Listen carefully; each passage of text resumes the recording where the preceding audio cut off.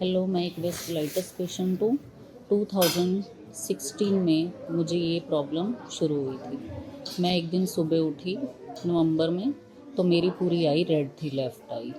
तो उसमें कुछ समझ नहीं आ रहा था, ऐसी फीलिंग आ रही थी आई फ्लू है। तो हम डॉक्टर के पास गए, आई स्पेशलिस्ट के पास। तो उन्होंने कुछ स्टेरॉइड्स शुरू किए 120 mg से, और बेटनीसोल दी ड्रॉप्स डालने के लिए आई में एवरी 5 मिनट्स के बाद।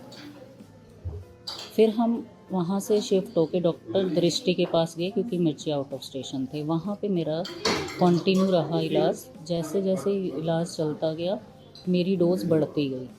एवरी 5 मिनट्स के बाद ड्रॉप्स डालने में पूरी फैमिली ने हेल्प की, लेकिन कुछ समझ नहीं आ रहा था कि ये क्या हो गया। फिर उनसे भी ये कंट्रोल नहीं हो पा रहा था, क्योंकि फिर से वो आई रेड हो रही थी और पेन थी। तो मेरी आई कवर करा दी गई और मुझे डॉक्टर वैशाली के पास पीजीआई रेफ़र किया गया। वहाँ उन्होंने काफ़ी डायग्नोज करवाया, लेकिन कुछ भी उसमें नहीं मिल रहा था, ना टीबी, ना कहीं भी किसी को कुछ नहीं मिला। मैं उसके लिए चेन्नई भी गई, काफ़ी जगह गई, लेकिन फिर 2021 में मेरी प्रॉब्लम और बढ़नी शुरू हो गई। कफ़ काफ़ी हो गई थी, जिसमें अस्थमा डायग्नोज नहीं हो रहा था। तो मैं न्यूबलाइज लेती थी, घर से निकल नहीं पाती थी विंटर्स में, और फैटीक होना शुरू हो गया। वेट गेन हो रहा था स्टेरॉयड से।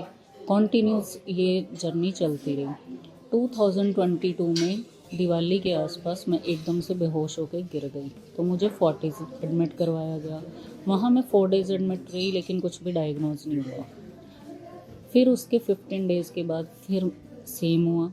फिर फोर्टिस में एडमिट हुई, तो वहाँ एडमिट होने पे डायग्नोज हुआ कि मुझे वेस्कुलाइटिस है। तो वहाँ डॉक्टर भूटानी ने मुझे मेडिसिन्स स्टेरॉइड्स फिर से स्टार्ट किए। जैसे ही उन्होंने 6 मंथ्स के बाद स्टेरॉइड्स बंद किए, तो मेरे फिर से बेहोश होना शुरू हो गई। तो उसके बाद मैंने नेट पे देखा और मैं डॉक्टर अमन शर्मा के कार्ड के साथ वापस आई। जैसे ही मैं वो अपना पुराना कार्ड लेके डॉक्टर अमन शर्मा का वापस आई, तो मैंने आके वो सारा दिखाया। तो मेरे पास सेनका सी पॉजिटिव की भी रिपोर्ट थी 2 डेज़ बैक की। तो उन्होंने बताया कि आपको कुछ इंजेक्शन्स लगेंगे। तो मैं अपनी फैमिली से डिस्कस किया, तो मैंने वो इंजेक्शन्स लगवाए। तो उसके बाद से रितुक्सीमैब लगने के बाद से और स्टेरॉयड के साथ से मेरी ये बहुत इसमें काफ़ी इम्प्रूवमेंट है। आई बिल्कुल ठीक हो गई है, और मुझे कफ़ की भी कोई प्रॉब्लम नहीं है। तो अब मैं बिल्कुल ठीक हूँ और मैं बहुत अच्छा फील कर रही हूँ। थैंक्स टू डॉक्टर अमन कि ये जर्नी मेरी बहुत स्ट्रगल वाली थी, क्योंकि मैं ट्यूटर हूँ, तो मुझे आई कवर करनी पड़ती थी, क्योंकि मेरा सारा आइज़ का ही काम था। तो बहुत मुश्किल होता था।